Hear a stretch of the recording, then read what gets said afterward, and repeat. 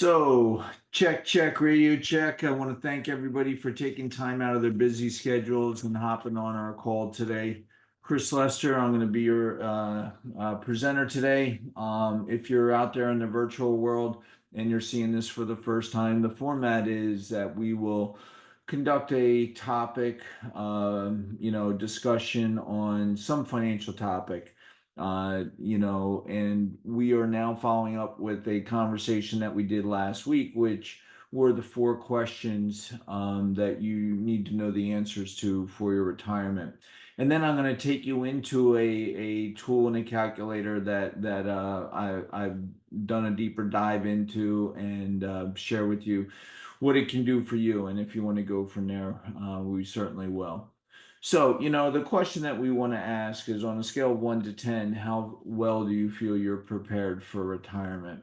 And with that said, people will have varying answers, different degrees. And so, if you would like to take us up on that offer, then we ask you to reach out to us and, you can go right online and fill in some of your client data. Well, the questions that we, ask and the four questions you should know the answer to is, do you know the rate of return you need to earn on your savings and investment dollars to be able to live in the future like you live today, adjusted for inflation to have enough money to last until your life expectancy? And if you don't know the answer to that, we can help you to look at that.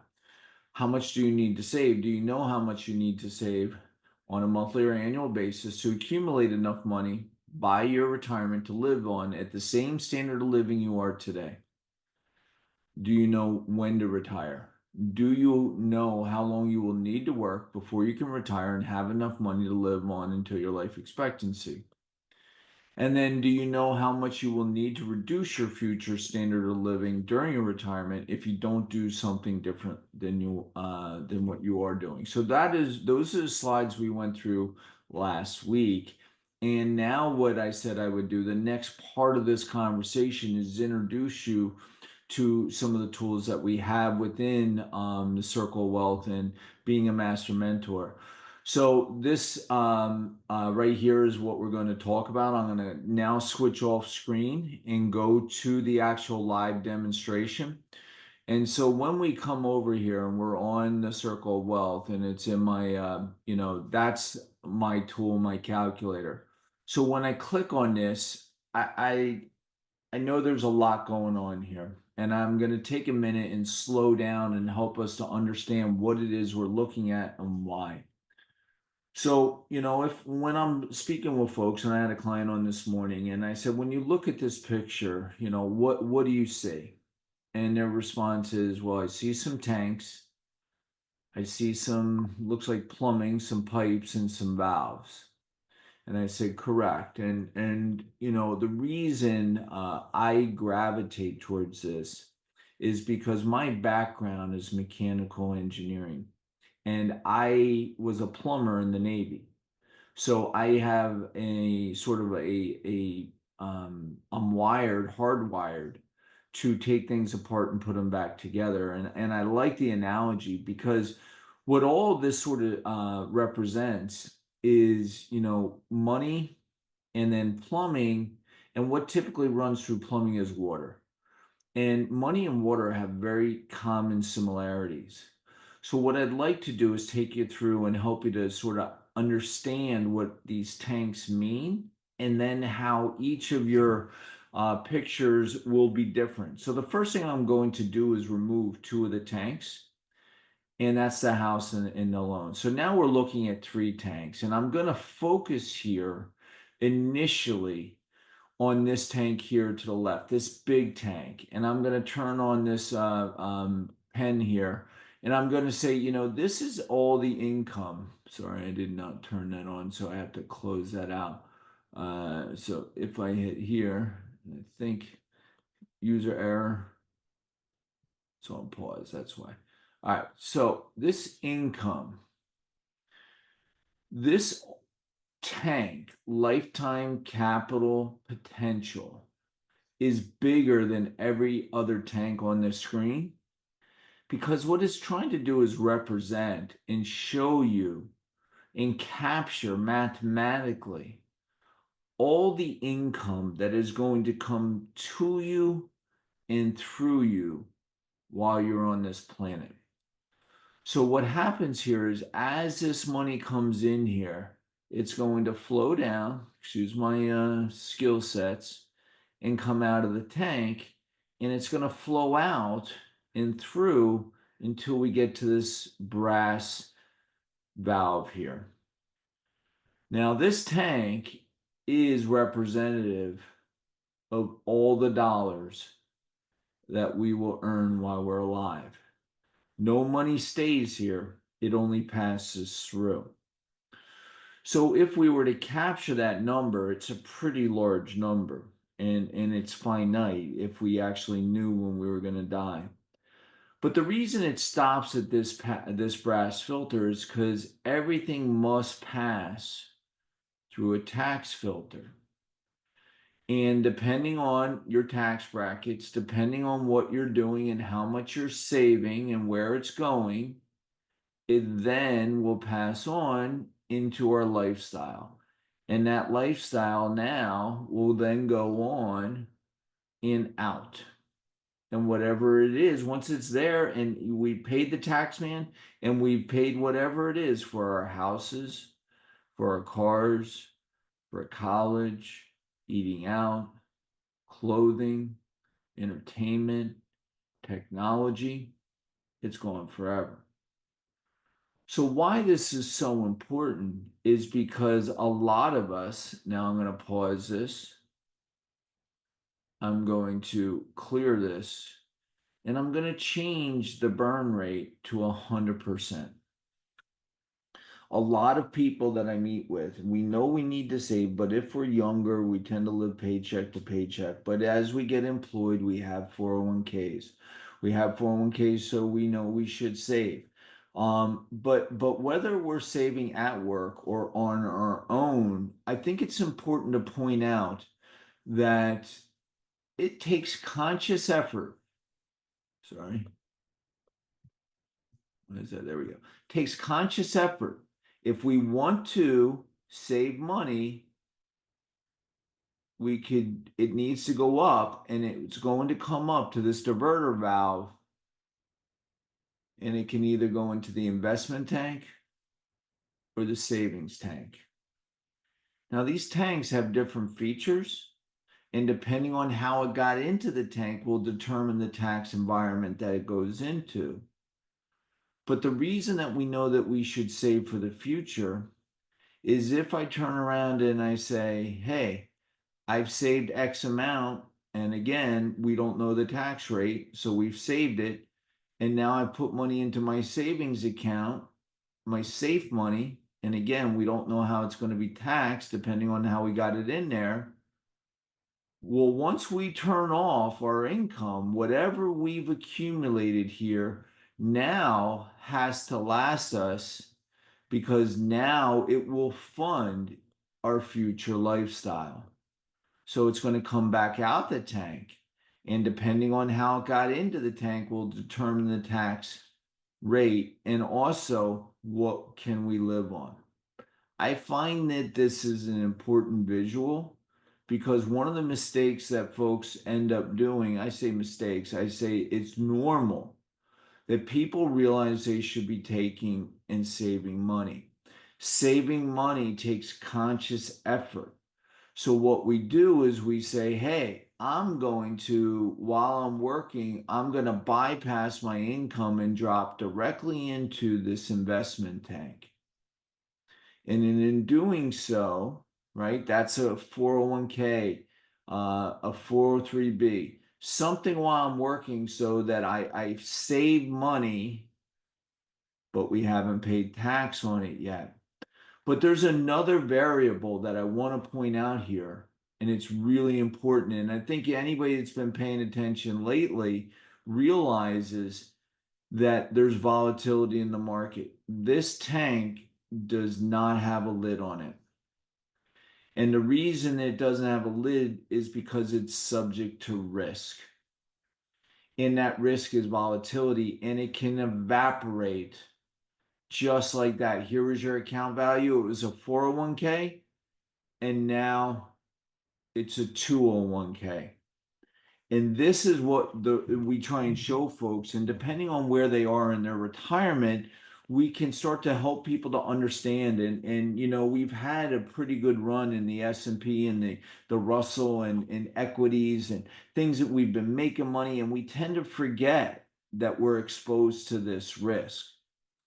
Part of what we do with professional planning services is help us to understand the risk, help us to understand the tax risk. So one is market risk, the other is tax risk. So suppose the government right now, you were in this tax environment. We've talked about this before, but all that money that you've now saved in over there, the government changed the rules, and that much is subject to taxation. I don't have a crystal ball, but we should know what it is and where we're going.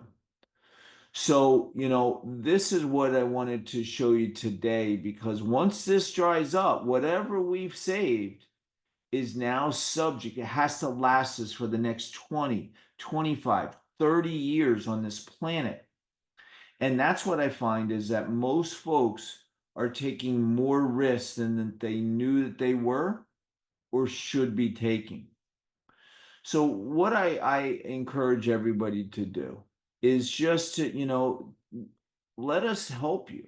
Let us evaluate what you're doing. So as we're walking through this puzzle, as we're trying to figure out how much I need to live on, how much do I need to save? Are we on track? Are we doing okay? What could go wrong?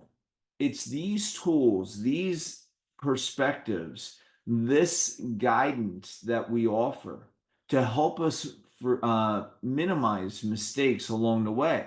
And again, if you got a house and it's paid off, great. But maybe you have a house and you got an equity loan, right? Or, this is actually, you got a mortgage, right? So you turn around and you needed access. But if, you got a mortgage and you got that much liability, are we on track to be able to say, hey, listen, you know what? A lot of people want to get to to retirement and say, I got no mortgage. Okay, wonderful. How do you get this equity out of the house, right? So when we're looking at this and we're saying, hey, we either got to sell the house, I got to do a reverse mortgage, or I got to get a home equity line of credit. Should we do that? Right? And so it's these types of things that we're trying to help show folks so that your specific questions can be answered in a way that you understand that this was the best option for you. We all want to make money, but one of the things I absolutely emphasize is let's not go backwards. Let's not should on ourselves. So as we're walking through this journey and we say, hey, maybe I want to sell my house in Jersey and then I want to buy another house elsewhere. I want to take everything down and I want to put it all in there. So I have no mortgage. Okay. Well, you'll have an asset, but you've trapped it in there. So maybe we took all that safe money and all we did was change the tank. We went from our safe money into our house. And I go, okay, is that really the best use of our safe money? So that's where these conversations over the years I've had with folks, helping them to understand I always want my clients to be in control. So it's liquidity, it's use and control of your assets, so that as we're going through retirement and we're figuring out how much money do I need, do I not need, depending on where we are we on course and making sure that we don't end up having mistakes or running out of money, right? That's the other fear, right? That we've saved money, now we're at a point where now the only thing we have left is whatever income was on our Social Security side of the obligation. So again, this is just clearing things and just trying to go back to zero. I just want you to understand that these are actually my drawing skills are off, but just trying to help folks understand that we don't want to take unnecessary risks. I want you to maintain your lifestyle. I want you to maintain you worked hard, you've gotten there, But the decisions that we're making now, today, as we transition into retirement, we step into retirement, we got to get this right. It is complex. And again, I just wanted to share with you one of the tools that I use for communication to help you to make good informed decisions. Then, once we have the picturesque, then we can get into the data. And that's what we're going to talk about next week, right? It's going to be what we call our financial GPS. A GPS, do you know where you are? So, what I do is then start to take you, and we will run through a mock version of this, but this is called your personal economic model. I show this first to help you to get it conceptually. And then what we're going to be able to do is build it out into, hey, this is your specifics. It'll be a hypothetical next week when we do this call, but helping us to walk through, and that's what it actually means. I see I have a couple questions potentially. Where do Social Security and pension incomes in this graphic? It's in the lifetime capital potential. That will I will show you next week in the actual GPS, Harold. So good question. And again, it's not that I'm not trying to get to it, but when I come back to and I come back to my tools, right? And I get into first, we're here in the 10 steps. Where are we at in the process? So, what do? The 4 questions you need to have answered. The personal economic model. This is what we're actually, showing you right now. It helps us to answer those 4 questions. But I'm now able to go into the financial GPS, and that now will be done next week. So just so you understand it, and when I do that, we will be able to build that out. But if I were to turn around and just real quickly, I'll give you a teaser, right? If I turn around and I go through the 4 questions which are here, I can then put in the client specifics, then I can get into their income, right? And it will be on this tab too here. So I go into clients, their age, their numbers. This will be the hypothetical build that we do next week. So is it not? Oh, you're right. You're right, Caitlin. Thank you. It's not next week. Next week is market update. It'll be the following week. So this is coming, but I just want you to understand Social Security, pensions, anything that is permanent will always have some of this tank. But if we don't, and we turn around and we're just back to the personal economic model, then what happens is this tank. If sometimes people's Social Security will always have that, so they'll always be there. But I really try and make the point home that whatever we've saved in our investments and savings, that's why we have to get that right. And sometimes it's we have to tap into the equity in the house. So that's where I wanted the conversation to go to, is that if we have guaranteed income or pensions, which I call unicorns, perfect. It takes the pressure off of having to draw from these tanks. But if we don't, then we have to make sure that we're not taking an above average amount of risk. So I want to thank you all for letting me walk through that with you. And then now I'm going to take us back to our PowerPoint presentation, finish up the slides. So hopefully that answered your question, Harold.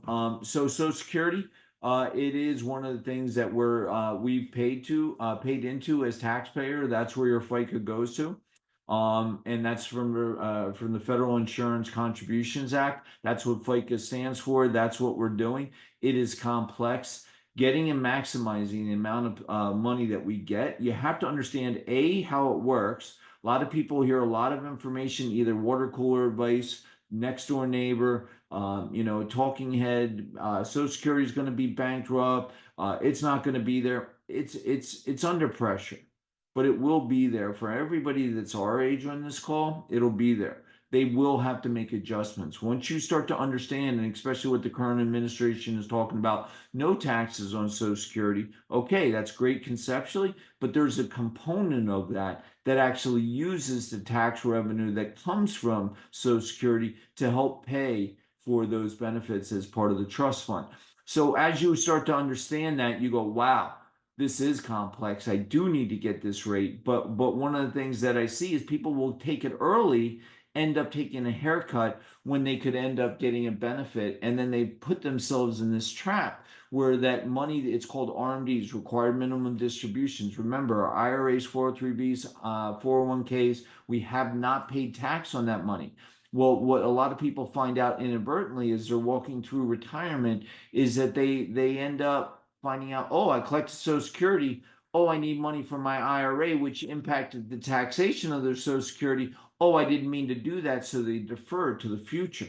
Well, at age 73 is now the current age of what we call RMDs, required minimum distributions. Now they turn around and they go, oh, I have to take this money now, therefore elevating them to a higher future tax bracket. It gets complex, and hopefully that made some sense to you. But this here is where we try and separate ourselves from the competition. That we help you to figure it out. April 12th and April 19th. The registration link, Caitlin, I think just put it into chat. And if so, I would encourage you. We've already had registrants. The mailer's going out. It's going to fill out. If you want to come learn more about Social Security, we can help you. There's no cost to doing this. We have a great relationship with Rutgers. They let us do our educational events there, and nothing's going to be sold. But this helps us to sort of build a foundation of our conversations about income. So again, Harry, hope that made sense. Hope you can make it. This is our disclaimer. Our disclosure says that I didn't create any of this stuff that, but I have to put it out there for compliance components. So with that said, have a great day.